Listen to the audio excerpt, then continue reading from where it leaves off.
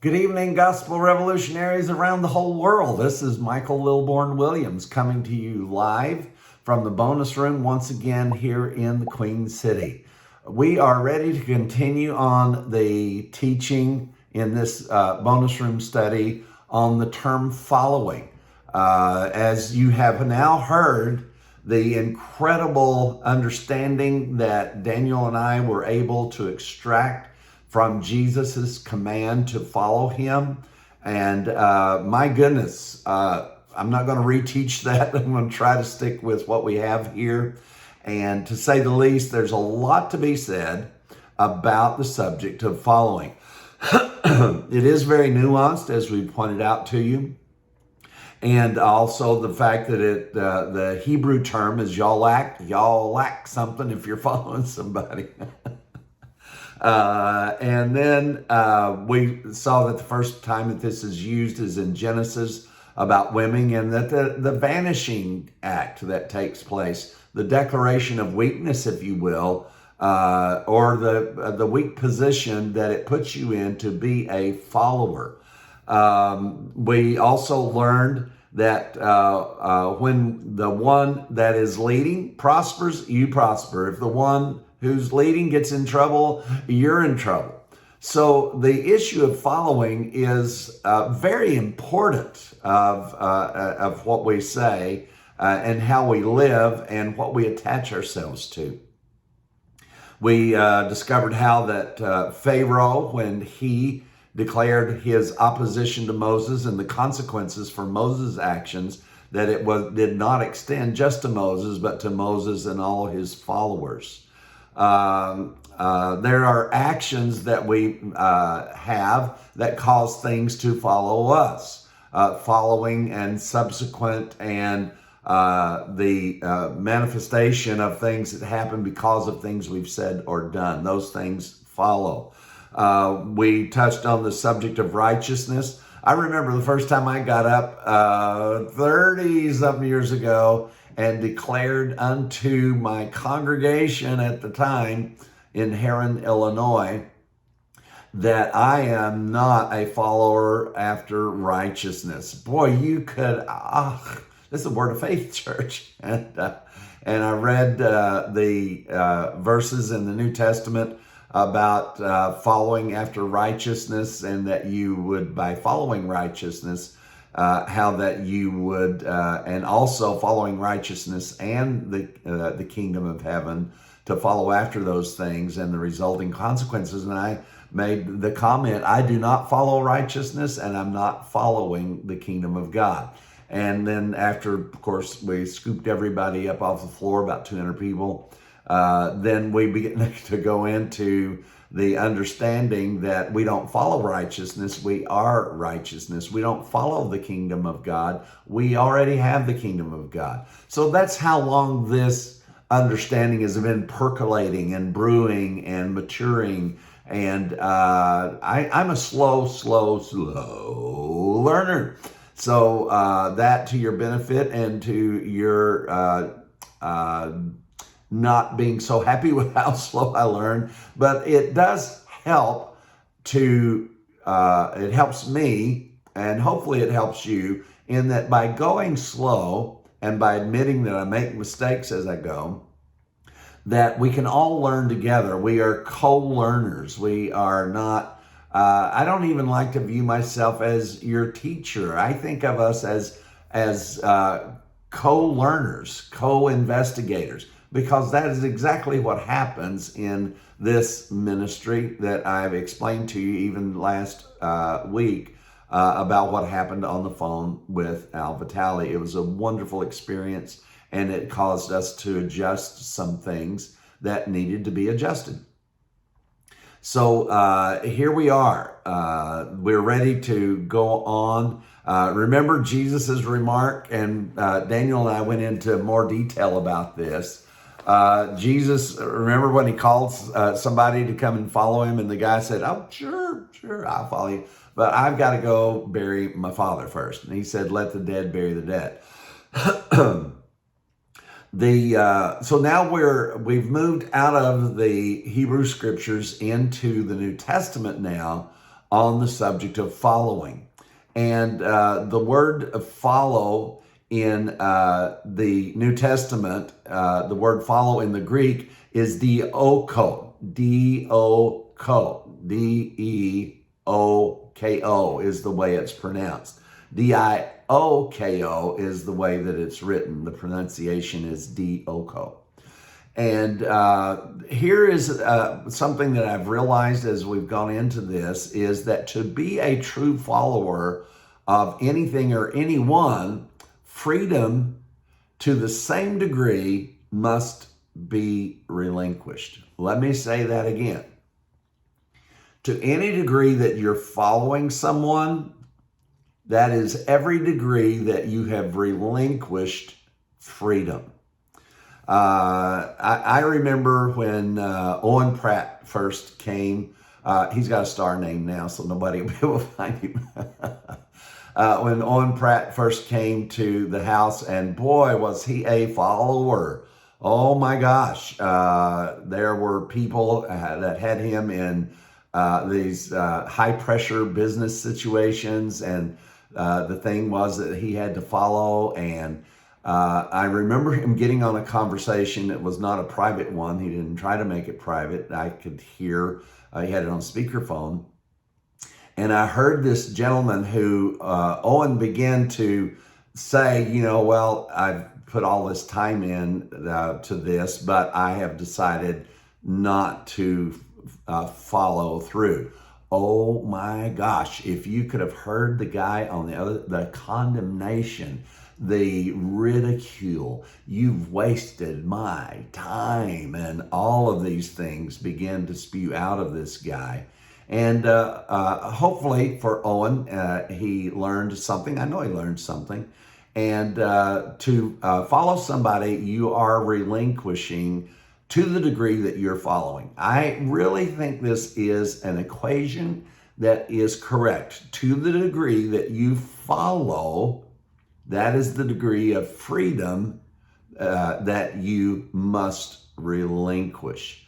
So self-autonomy, self-governing, all of these things are wonderful parts of our Constitution. They are minorly expressed now. And I'm not blaming one party for this. Believe me, we have some major issues in understanding the freedom that is ours just constitutionally. And I know both sides agree with me on that, and but both sides have totally different opinions of what that means. And that's quite all right. So in Philippians chapter 3, verse 12, Paul made this incredible declaration about following after that which he had, and that term was sum lambano. So it was lambano, which means to receive what's already been given. It's very different from the other words. We learned so much from lambano. And then Paul said that he sum lambanoed, was trying to sum lambano the thing he had been sum lambanoed for. And he said, I follow after that. It was interesting in the middle of this study that I came across that he said, I follow after that which I've already received. Now that's a whole different following. Remember we told you that this was going to be nuanced. Do we follow nothing? No, we follow that which we have already received. Before the cross, you had to follow something to try to get it. But now, let this sink in. It's so freeing. It's so powerful. You say, well, I follow the teachings of Mike Williams. No, you learn with Mike Williams. You're not following me, because whether I lose or win, whether I succeed or fail, that is not going to be a consequence on your life. Yay. So while we are committed to each other, we are also free from each other, if you will. And I want you to do what Jesus wanted you to do, and that is understand freedom and to grow in that understanding. You can't get freer than what you are. You can only understand the freedom that you already have. You can sum lambano your freedom, but you cannot gain more freedom than what the cross gave.